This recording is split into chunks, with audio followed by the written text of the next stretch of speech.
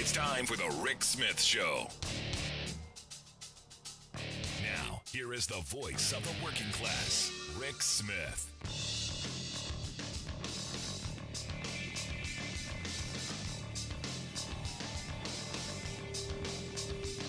And welcome, brothers, sisters, working class heroes. This is the Rick Smith Show. Thanks so much for being here today on the big program. Lots to get to. Lots to talk about. What a weekend it was. Big game. Am I allowed to say Super Bowl after the Super Bowl? Are you allowed to say it then, or is it ever? Can you never say the words ever? Or is it just in the run-up to? Anyway, big weekend. Did not see the big trucker convoy through to shut down the Super Bowl. Good thing, I guess. Didn't see it rolling into every city across the country as the Ricky Schroeder of Silver Spoons and the Aqua Buddha senator from Kentucky, Rand Paul, had wanted, and virtually all of radical, crazy right-wing talk radio. Didn't see it. But interesting thing did happen over the weekend, though, with the big trucking rally. Interesting that once you see on the Ambassador Bridge and in other places where they got the trucks out of there, they kind of pulled back the curtain that there weren't actual many people. There were some. There was a good number. But it wasn't, I was getting reports of 250,000 people, and there are a gazillion trucks, and no, it was like 1,000 trucks, is what they're saying, is what some of the reports that I'm getting. And, I look at this, and we're gonna examine this over the next couple of weeks and months, I'm certain. Because for me, part of the question is, what was it about? I know at the beginning they had said that, some people were upset about the vaccine mandate, which that was kind of the spark. And then a bunch of right-wing money, just flew into it. And a bunch of organizing and a bunch of stuff went into it. Everybody then who had a grievance kind of joined on. And the message got muddled. I know there were signs, people bought the T-shirts, but there wasn't really a cohesive message. There was a lot of noise. A lot of people throwing a temper tantrum in public. Yes, there was that. As you get with these things sometimes, but there was no message. Now, like I said from the beginning, almost immediately it was taken over by right-wing hate groups. They showed the Confederate flag. It's interesting. If it's not about hate, this is the part that gets me. If it's not viewed globally as a symbol for hate, right there with the Nazi flag, why are they flying it in Canada?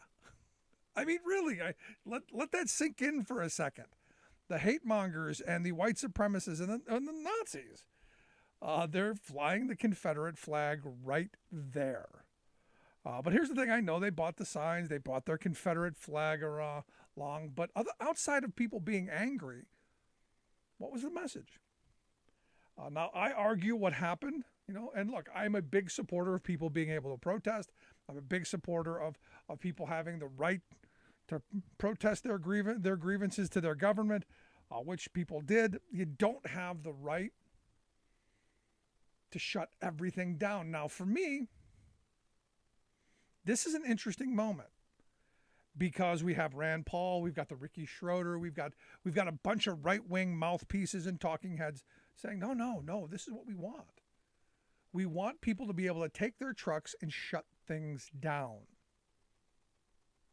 Because look, I've said for years, the American truckers should be turning their trucks sideways on the highway.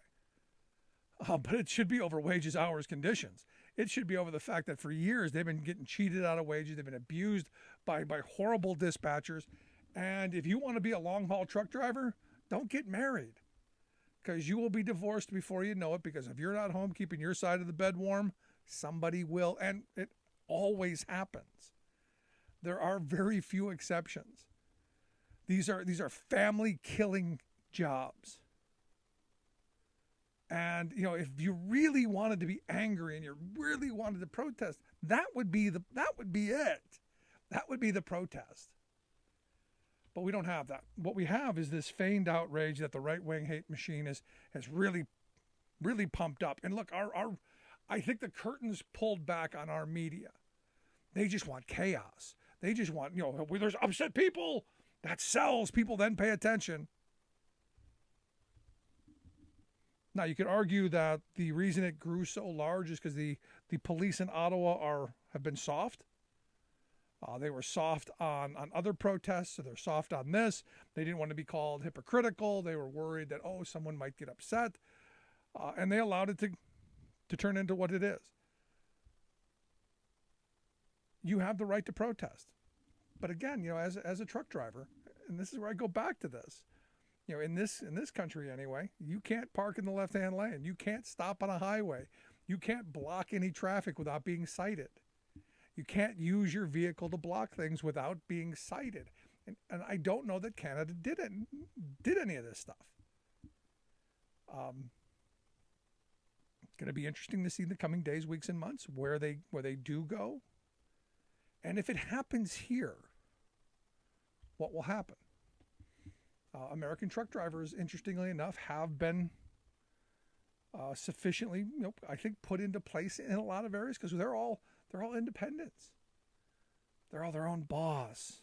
If those wheels aren't moving, they could lose the truck. They're all on the treadmill.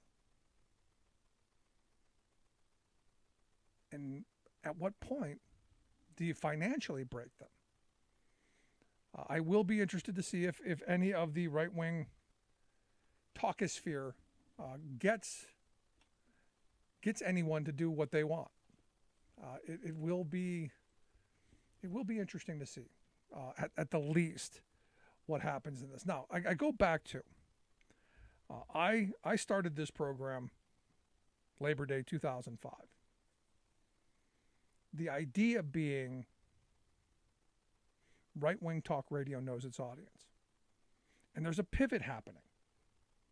There's a pivot happening right before our very eyes, in that the right-wing money is going into being the part to creating a party of working class grievance. If you look at the money that went to this freedom convoy, very little of it was actually Canadian money. In fact, a group hacked into a Christian crowdfunding site that raised about almost $9 million. And they found, of the 92,000 donors, 56% of them from the U.S., only 29 from Canada, and thousands from Ireland, the UK, Australia, Ireland, all over the place. Because there's a right-wing rise of insanity going on before our very eyes. And this is where we're in this strange moment. But where the right wing knows their audience. They know that truckers listen to them day and night. And like I said, I started this back in 2005 because all of my truck driver buddies were listening to all of that insanity. And I was saying, look, there's got to be something else. There's got to be some balance, some alternative to the insanity that's being spewed at them at every turn. And for years, I've been saying at some point the Republican Party turns away from being the hateful party against workers to one that actually, takes on the grievances and moves forward. And we're starting to see it. We're seeing it in Ted Cruz. We're seeing it in Marco Rubio. We're seeing some of the rhetoric. And I've been going, why is that? Why now are we starting to see this moving in that direction? And the reason, billionaire money. Evidently, according to the New York Times today, Peter Thiel wants to be the big Republican kingmaker. He wants to be the person who moves the agenda. And what they wrote is he's currently driven by a worldview that the establishment and globalization have failed, that current immigration policy pillages the middle class, and that the country must dismantle federal institutions, must destroy the whole thing. Drain the swamp, tear it down. I'm angry. That argument plays. And I've been saying for years, eventually the GOP is going to pivot and try and grab that mantle. And we're seeing it happen right now. It's an interesting moment. I'd love to hear your thoughts. You can email me, rick@thericksmithshow.com, or give us a call, 1-866-416-RICK, 1-866-416-7425. We'll take a quick break. When we come back, going to talk a little bit more about this, some of the mansion stuff, lots to get to. Right back after this.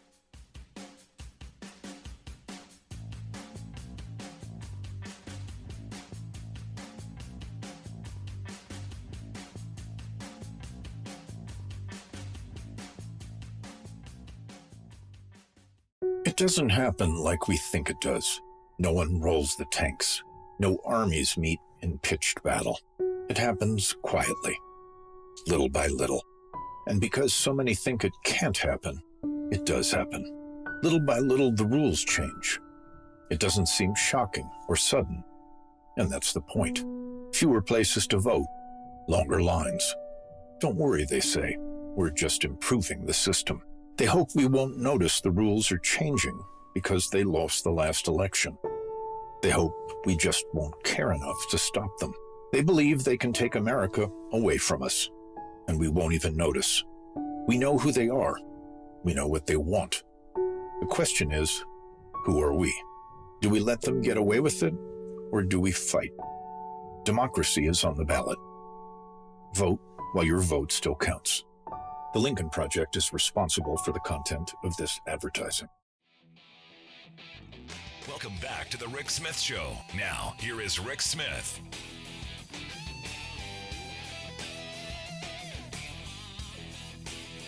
So David Perdue, the former senator from Georgia and now candidate for senator there in Georgia, he's saying that by Twitter banning Donald Trump, that's what the Nazis used to do. It's what Nazi Germany did. The quote was, "When individual citizens lose their right of free voice, then we turn into Germany in 1933, Russia in 1919, and Cuba in 1959, Venezuela today." Yeah, I mean, between that and Congresswoman Marjorie Gazpacho Taylor Greene, I gotta tell you, we need education, and we need education badly, especially for some. And again, Democrats, you really messed up by throwing her off the education committee. Can you imagine the fun you would have had with her on that committee? Bad move. Anyway, here to share some thoughts on, do we need remedial history education? Just a little bit. I know there are some who are screaming, no, we don't want to learn. But do we need some remedial work? That's why I've asked Dan Montgomery to come talk with us.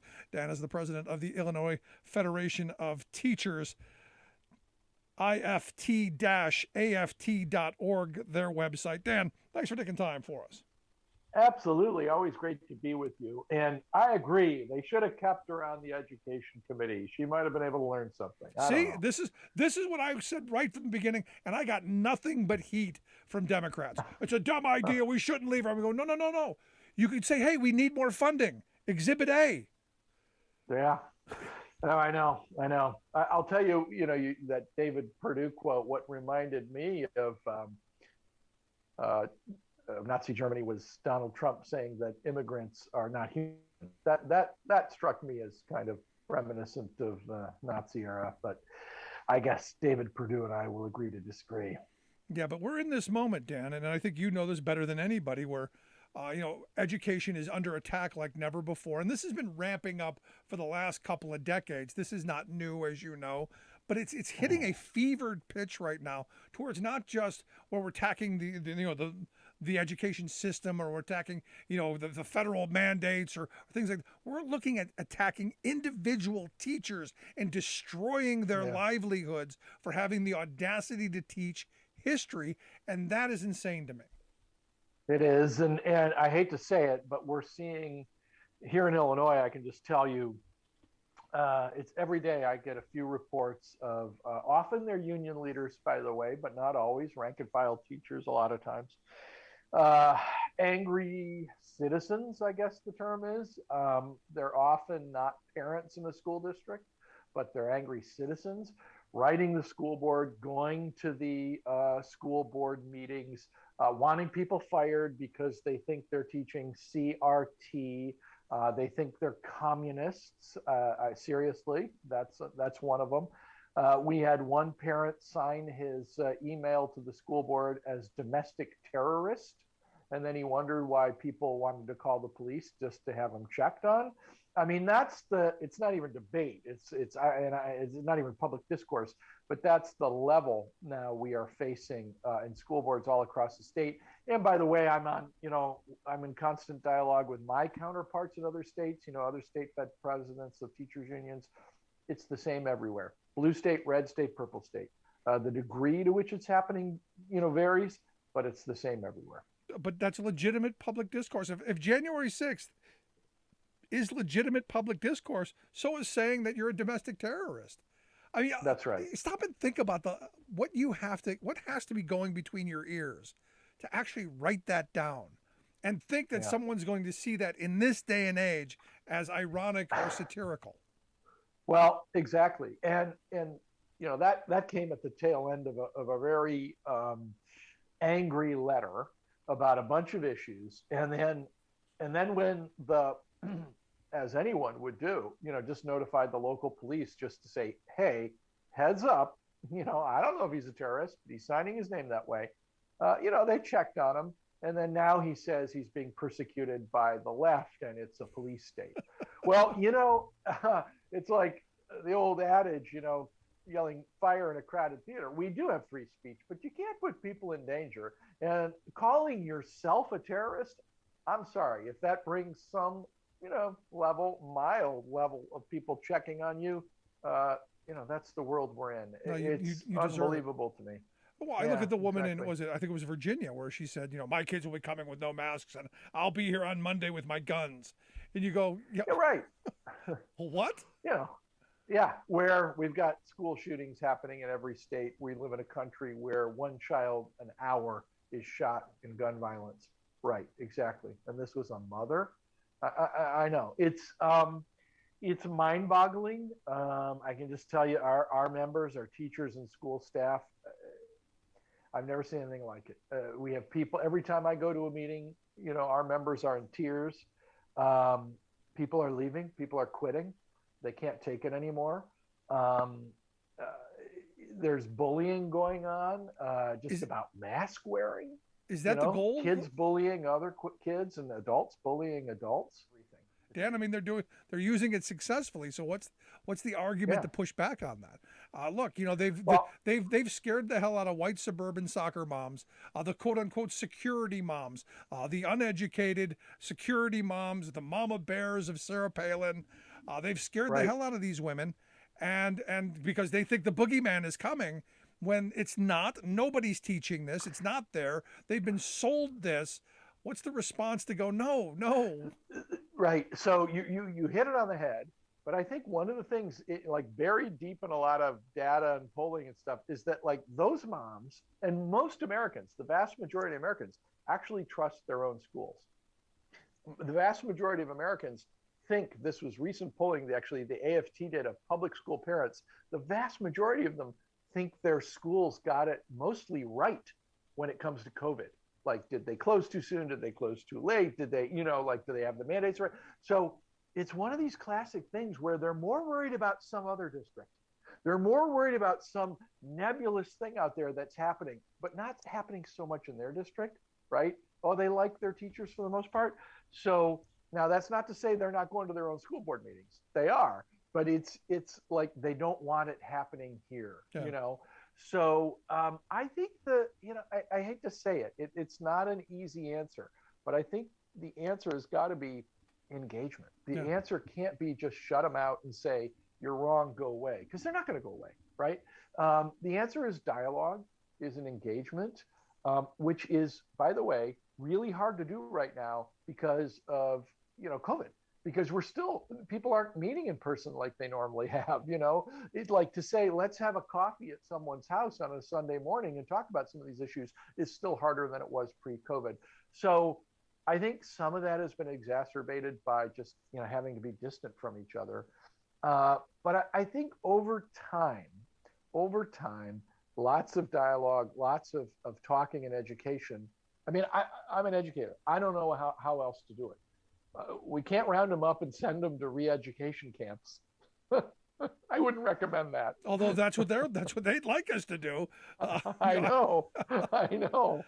But the reason I bring this up is we see in places like Oklahoma where they want to sue teachers who teach anything outside of someone's sincerely held religious belief. So if you dare teach evolution as as a science teacher, if you dare talk contraception as a health teacher, if you dare talk anything that outside of their sincerely, quote unquote, sincerely held belief, they're going to sue teachers, individual teachers, 10 grand a piece, ban them from teaching for 5 years, all kinds of draconian stuff. Right. Utah, they're New going to Hampshire. they're going to allow teachers to be sued for really any reason. If I'm offended at all by anything you say, I'm going to sue you. This stuff's happening in states all across the country. So my question is, is this happening just by chance, or do you think, as I do, that this is a well-funded, well-organized group pushing these kind of gag orders all across the country? We got a couple here in Pennsylvania that are banging around. Fortunately, our governor's gonna veto them, but they're everywhere. They are everywhere, and Republicans have introduced them everywhere too, including in this state. And no, I agree with you. I mean, it's definitely part of the. Hey, look, what did Steve Bannon say? He said the way to victory in 2024 is through American school boards. Through American school boards. So it is a culture war being foisted on the entire country by the Trumpists and the right wing. And they're almost only too happy to see it consume this country. It's so that, and if nothing else, like that should disqualify you. If you're a kind of like, middle of the road American, you don't know which way to go. Yeah, I like the Republicans on some things. I like the Democrats on like that alone should force you to be virulently anti-Republican, because they have forsaken any claim they have to a real seat at the table in American polity, because they're trying to burn it down for political reasons, trying to burn it down. And I think we saw the beginnings of it, with Trump for sure. He's a master at it, but not just Trump. Mitch McConnell saying we're not going to take Merrick Garland up for a vote. Like, I'm just deciding right now that I'm going to seize one branch of government because I can, purely for a political reason. Like, that's the beginnings of this. The Tea Party was the beginnings of this. What was the Tea Party? It was a reaction to a black man becoming president. I mean, really, when you think about it. And that was critical. Yeah, it was. Probably a theory too. So, we're not sure, but we know it was critical. Yeah. Right. So, I mean, the solutions are not easy.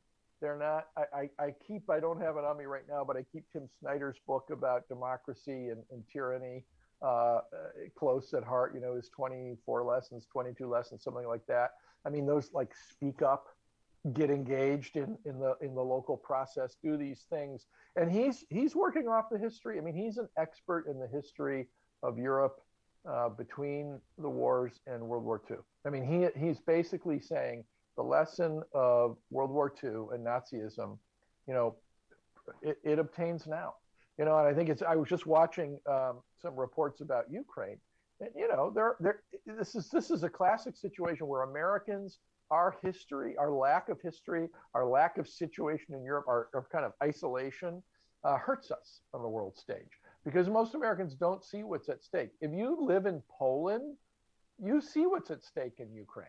Yep. If you live in Germany, if you live in France, if you live Lithuania, much of Europe, they've seen land wars. A lot of people living in Europe have lived through a land war, and Americans just don't have that background. So we have to do a better job educating people and keeping up the strong argument for democracy. Yeah, since you brought that up, let me ask you this, because I'm actually surprised by a number of my Trump supporting Republican voting friends who are siding with Putin, saying we shouldn't get involved, we should let him do whatever he wants.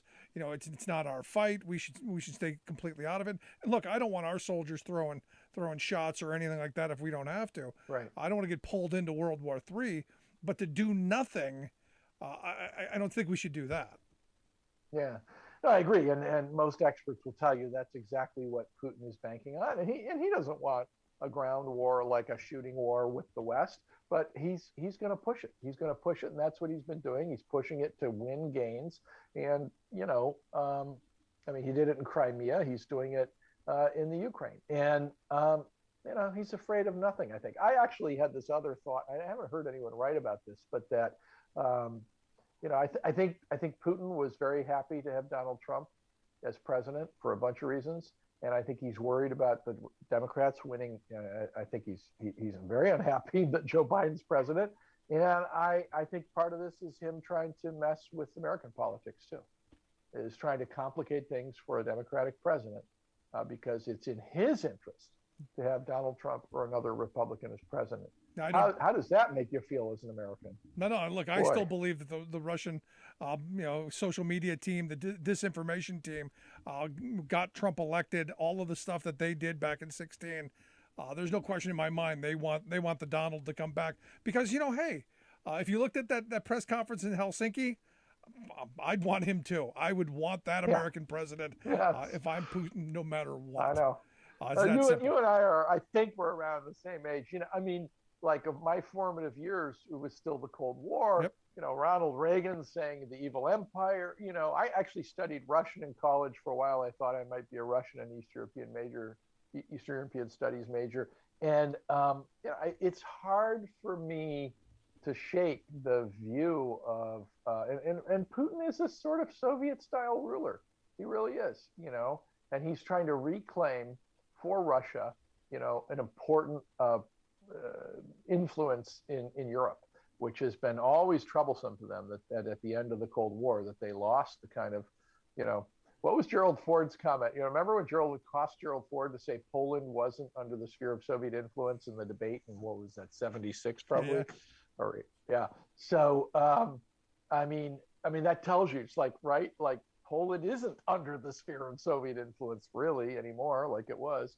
So, I think that deeply troubles Putin, and he sees it his job to sort of restore that sphere of influence. Now, last question I got for you. It's not good for the world order. And kind of wrapping things up, on the education front, I want to go back to that. Clearly in your state of Illinois and my state of Pennsylvania and all across the country, these are there. And these gag order rules, we want cameras in the classroom. We want curriculum to be put online, even though it's already there. There are all these kind of really restrictive, kind of pointed laws. At what point do the American people say enough? Do you see there being a backlash to this right-wing assault, this grievance assault? Do you see any backlash, or does this just whimper away at some point? No, I do. I mean, I do think there is a pushback and an assault and pushback against the assault. And you're starting to see it. You're starting to see some more organization. In Illinois, our school boards races, our elections aren't till next year, till 23. That's the year that they're always in an off year, school board elections. And I mean, we're working hard to, help those really great schools, because there are good school board members, and it's one of the toughest jobs. It pays nothing. It's thankless. In a good year, it's thankless. Right. And now, you're subject to a lot of really bad stuff. But I don't want to sound like a Pollyanna, but I actually do have faith that, what we're seeing is a minority.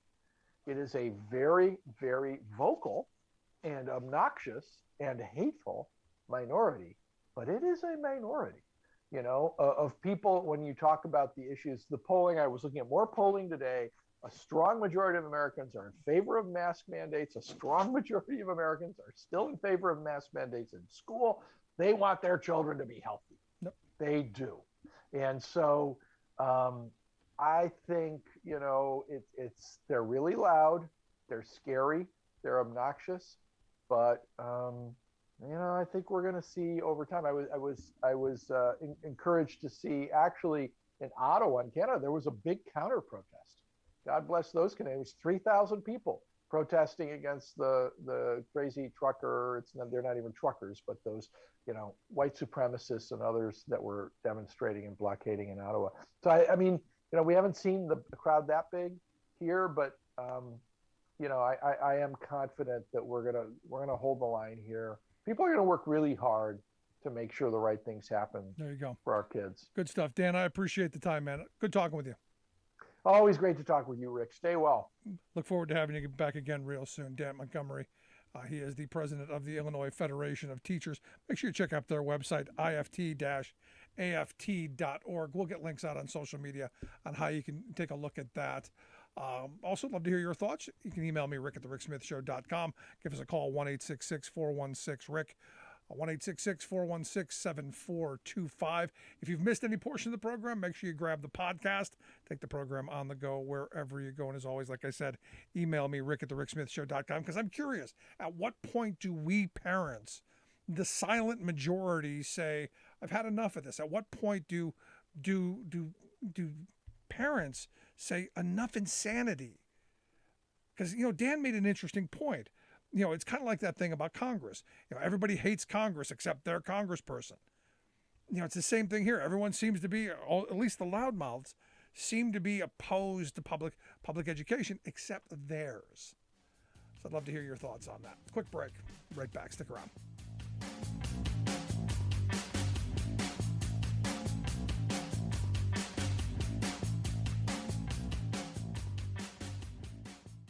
The best way to strengthen America's economy? How about investing in America's fastest growing industry, clean energy? We're talking jobs, millions of them, the type that pay well and can't be outsourced. Because the thing about clean energy, it's all right here, American made. It means lower utility costs for families, and it's how we take on climate change. An investment in clean energy is a big win. Congress, let's get it done. From the steel mills of Pennsylvania, to the auto factories of Michigan, to the modern makers movement, manufacturing makes our nation great. I'm Scott Paul, president of the Alliance for American Manufacturing. We bring business and labor together to advocate for policies that everyone can agree on. Together, we can strengthen manufacturing and create good-paying American jobs. Help us keep it made in America.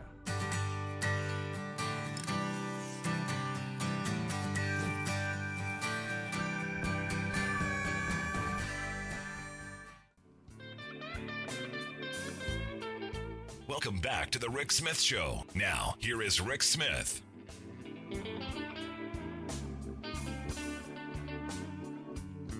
So it was 11 years ago today that the uprising in Madison, Wisconsin began. And I remember it like it was yesterday because I remember telling my friends in Pennsylvania, be very aware of what happens there, that is the beginning of that's the beginning of the end. All of the horrible policies that Scott Walker was moving, all of that stuff was eventually going to make it here. And it did. It went through Ohio, Michigan, and eventually it found its way to Pennsylvania. Hasn't been as bad yet, but we ain't done yet. Which is why I think it's important to remember the 11th anniversary and maybe, think about go back and look at what was right, what was wrong, and how to make sure that, we start fighting back again. That's why I've asked John Nichols to come talk with us. John is a national correspondent for the good folks over at The Nation magazine, where he does fantastic work. You'll want to check that out. We'll get links out on social media, how you can do that. But John, thanks for taking time for us. It's an honor to be with you, Rick. So, I'm looking at this day 11 years ago, the beginning of what happened in Madison. In fact, right when I met you very soon right after, because we were out there for 10 days sleeping on the floor of the Capitol. And there were so many memories, so many things that came out of that, so many opportunities to talk to people and really, pull back the cover of the right-wing money that was behind all of the Walker attacks. Critique of the last 11 years on how Democrats, how the left, how we've handled that onslaught? Well, it hasn't been good. Look, here's the interesting thing. Organized labor is more popular today than it has been at any time since the mid-1960s. It's dramatically more popular now than it was 11 years ago. So at one level, we've had an interesting thing happen. And that is that people have realized they desperately need unions, and people love unions. The fact of the matter is that there's an enthusiasm for it in the polling data that is through the roof. The problem is that Democrats, when they have had power, have not stood as strong as they should with unions. Now, it isn't that Democrats are anti-union. They're not like the Republicans. But there's an interesting thing. When Republicans come to power, one of the first things they do is take care of their own, right? They make sure that the laws are favorable toward their base, if you will. Well, unions historically were a big part of the Democratic base. They're also, much more importantly than that, a big part of the underpinning of a functional democracy, of a functional civil society. And yet, when Democrats have been in power, they really haven't, hustled as hard as they should. Yeah, and a perfect example to your point, if I can cut you off real quick, Sure. is you look at what happened in Kentucky. When Kentucky took power, the first thing they did, in fact, a special session to pass right-to-work legislation. A special session. They got up early on a Saturday morning to get in there and get that work done. Yet in Virginia, when Democrats had the chance to do it, well, Didn't do it. Maybe not. They didn't get rid of right to work. And I can tell you this, if they had gotten rid of right to work, number one, it would have been popular. That's the first thing to understand. Democrats, why they don't think this is super popular is crazy, because they're not, they read polls about everything else, but not about this. Number two, if they had gotten rid of right to work, they would have won the 2021 election cycle in Virginia. That would have been sufficient, because they didn't lose by that much there. And so, I mean, here's the fundamental level. It is morally right to be pro-union. It is also politically smart to be pro-union. And so you asked me about the last 11 years. I would say the people have gotten it. The people actually recognize that really well. Democratic politicians still wrestling with it a little bit. So now let's take a look at what we saw happen there, where 100,000 people. This was a real popular uprising. This was 100,000 people who made it to Madison from all over the country, and a lot of people from mostly from Wisconsin. Compare that to what we saw this past couple of weeks up in Canada, where we saw maybe 1,000 trucks. There were a couple thousand people. Do you see a similarity? Do you see differences? How do you view it? Well, look. At the most basic level, people have a right to assemble and to petition for the redress of grievances. That's a baseline concept. It's an American concept, but I think it's one the Canadians understand as well. So I'm not against people protesting. I'm not against people, coming together and saying, "Here's my opinion. This is where I stand." But huge difference. Number one, Canadian protests tiny, right? Really incredibly small. If it had been that number of people out in Madison, wouldn't have mattered at all, right? It would have been forgotten in a couple hours.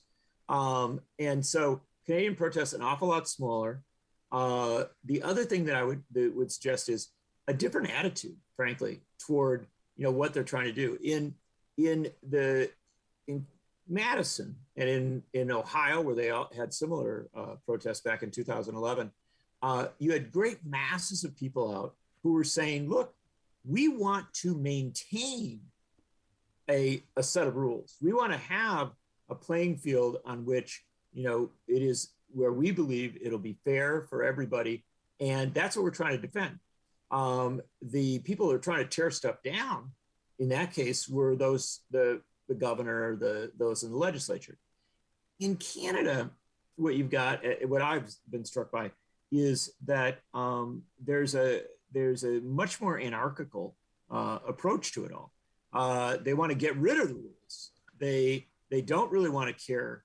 It doesn't seem to me about their neighbors, about others. Now, again, I'm not even trying to beat them up on this. I understand, they're coming from where they're coming from, but I do think it's a very, very different place than where the protests in Wisconsin came from. And also, one other thing I will suggest to you.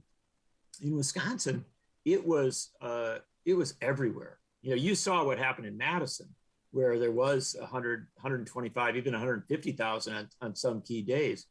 But there was also, on those very same days, there would be 3,000 or 4,000 in Kenosha, and 1,000 out in Milwaukee, and 1,000 out in some small town up in northern Wisconsin by Lake Superior. Yeah. And so it really was something I've never seen anything quite like it, where so many people were out. And it was very clear that those in power were going to do everything they could to stop them. And ultimately they did succeed, and so I always say that the story of what happened in Wisconsin in its moment was an inspiring story, and one that made you incredibly proud, incredibly hopeful, but also a sad story because, if it was a movie, at the end, the good guys would have won, but it wasn't a movie. And Scott Walker and his crew, it took eight years to get them out of office and to get a new governor. So it was a long, hard struggle.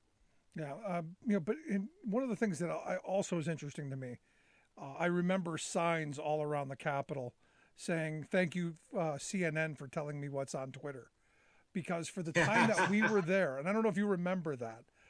Yes. But the thing that struck me is while we were there, and we were there at the beginning, we were there for the first 2 weeks almost. There was no real national news. There was no coverage. It didn't get this kind of massive media coverage that these couple thousand in Canada have gotten. This international, this global kind of news where they're fighting against mandates, and all of the right-wing hate groups with their Nazi and Confederate flags are getting on the front page of newspapers. That didn't happen here, and it's interesting to me why. Some of the frames of why did this get the attention of corporate controlled media, whereas 100,000, 150,000 working people saying, no, we don't want to destroy labor conditions, we don't want to destroy education, we don't want to harm public sector workers, that didn't get the same kind of coverage? Well, I think your question is a very, very good one. First off, give credit to Ed Schultz from MSNBC, because he actually did come out and cover it. He did a good job, but he was a standout. He was in many ways a rare player there. There was some other media that paid attention to it. Tom Hartman paid good attention, and I give him credit. But you're right. By and large, media didn't pay attention. Why is that? Because media is not interested in and engaged with the condition of and the demands of working class people. Media is interested in power plays between elites, right? And it happens that at this moment in this coronavirus pandemic, this period, we've got a battle between elites, right? We have some folks who are in favor of science, in favor of mandates, and they have power. It's President of the United States, Prime Minister of Canada. You have other folks who are very powerful, Fox News and the right-wing talk radio networks, and major political players in the Republican Party who are on the other side of that issue, right? So media knows how to cover that, because our media is very, very good at covering elites. And if they can get a little bit of what looks like a populist fervor on one side of, backing one of the elite groupings, that they know how to cover that. That's good theater for them. But when you have real indigenous grassroots mobilization, where people actually rise up, something that's genuine and coming from the working class, our media, by and large, doesn't know how to cover that, doesn't have much interest in it, to be honest. Now, for me, John, the message for me now, as a labor guy, as someone who's done organizing, someone who believes in union supporting, and as someone who's been a truck driver for over 30 years, the message that I now got from the outrage candy crowd in our right-wing media is that it's okay to turn the truck sideways on the highway. It's okay to shut cities down. It's okay to shut trade routes down using the trucks. So when we decide, if truck drivers ever get a thought in their head that they are being cheated on wages, hours, conditions, that they should be fighting for better opportunities for themselves and their families, that they do get it in their head that, hey, this is the right fight. This is the righteous fight. Will those same bloviators, will that same corporate-controlled media who's been pimping the outrage in Canada, will they be on the same side of it if drivers ever decide, you know what, I do want better wages, hours, and conditions, I'm going on strike? You think that'll happen? Yeah. Rick, of course you know the answer to your question. Of course not. Because when you have a mobilization of some kind, even law-breaking of some kind, that is on the side of corporate power, right? That is on the side of at least some of the elites, then, yeah, they're cheer that on. But if you actually are challenging power, if you are actually saying, no, we'd like a different order of things here. We'd like to We'd like to have economic and social and racial justice. We'd like to have some fairness.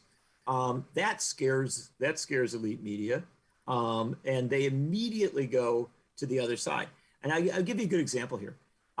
If you had working class people actually occupying a city and bringing the economy to a standstill, which, by the way, did not happen in Madison, right? You know, No, in fact, there are businesses.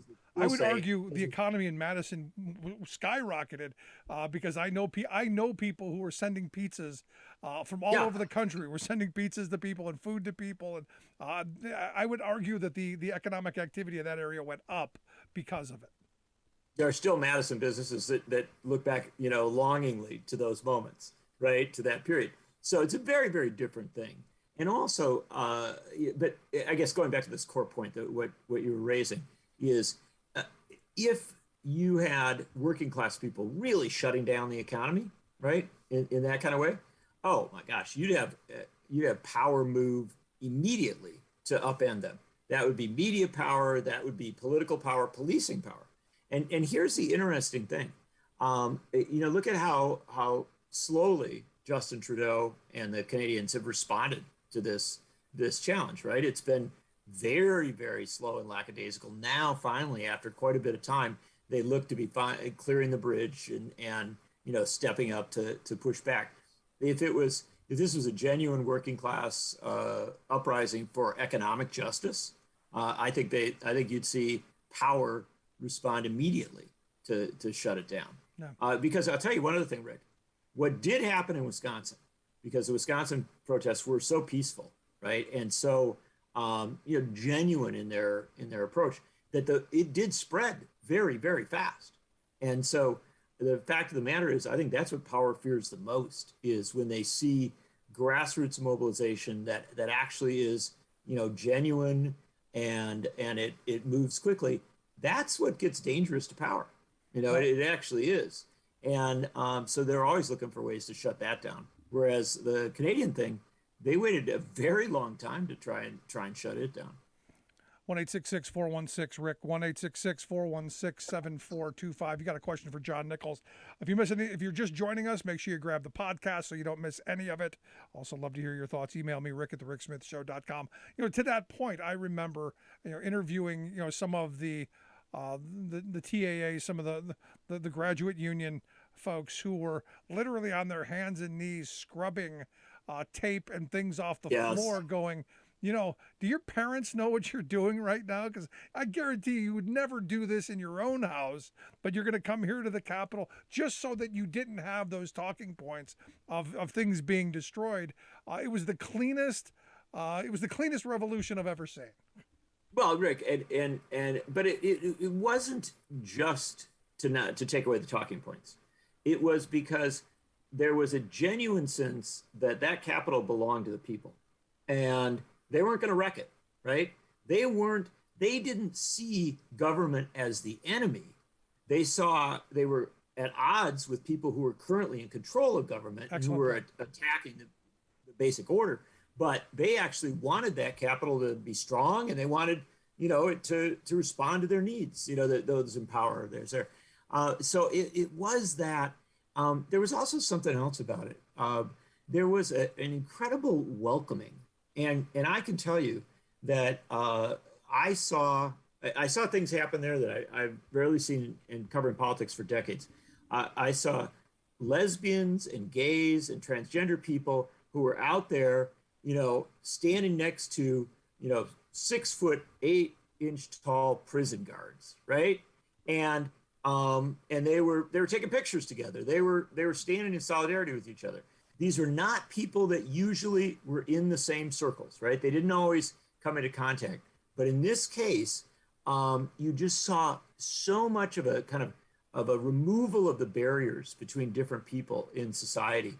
And you did see people, I think, who had never thought that they were in solidarity with some of the folks they were working with, suddenly throw aside all the preconceptions and say, you know what?